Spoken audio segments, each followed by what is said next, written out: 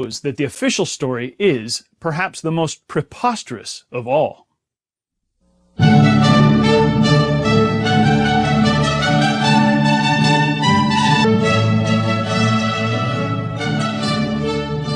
On the morning of September 11, 2001, 19 men armed with box cutters, directed by a man on dialysis in a cave fortress halfway around the world, using a satellite phone and a laptop, directed the most sophisticated penetration of the most heavily defended airspace in the world, overpowering the passengers and the military combat-trained pilots on 4 commercial aircraft before flying those planes wildly off course for over an hour without being molested by a single fighter interceptor.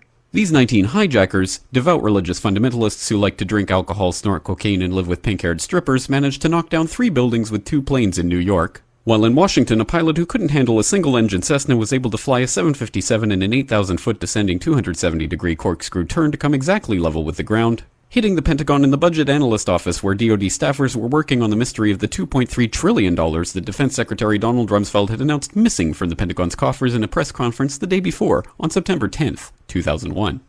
Luckily, the news anchors knew who did it within minutes. Osama bin Laden. The pundits knew within hours. Osama bin Laden.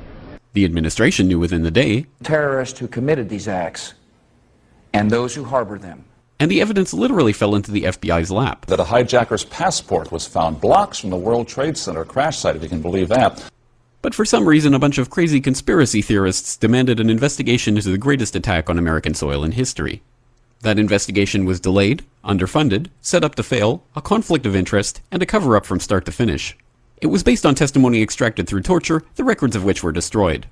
It failed to mention the existence of WTC-7, Able Danger, P-TECH, Sibel Edmonds, OBL and the CIA, and the drills of hijacked aircraft being flown into buildings that were being simulated at the precise same time that those events were actually happening.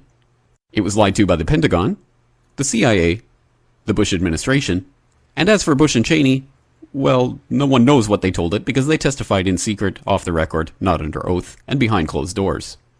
It didn't bother to look at who funded the attacks because that question is ultimately of little practical significance.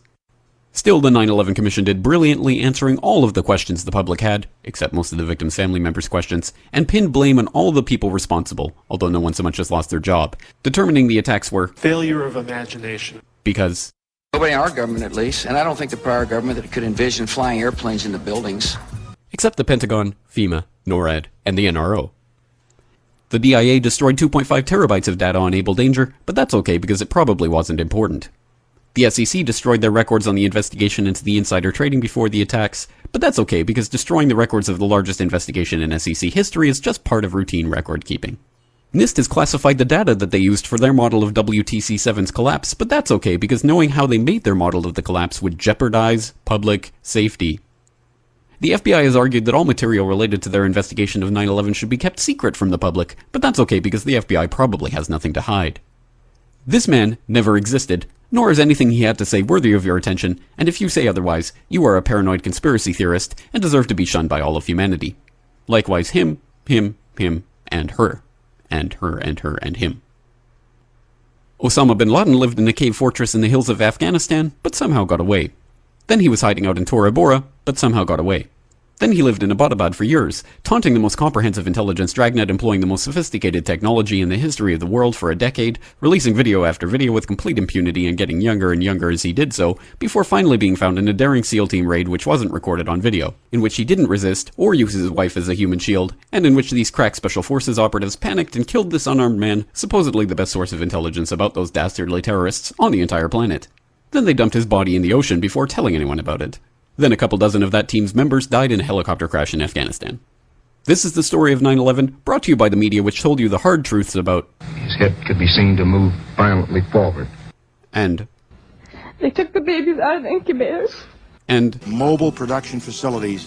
And the rescue of Jessica Lynch. If you have any questions about this story, you are a batshit paranoid tinfoil dog-abusing baby hater and will be reviled by everyone.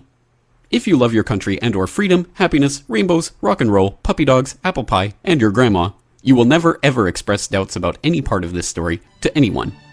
Ever. This has been a public service announcement by the Friends of the FBI, CIA, NSA, DIA, SEC, MSM, White House, NIST, and the 9/11 Commission. Because ignorance is strength.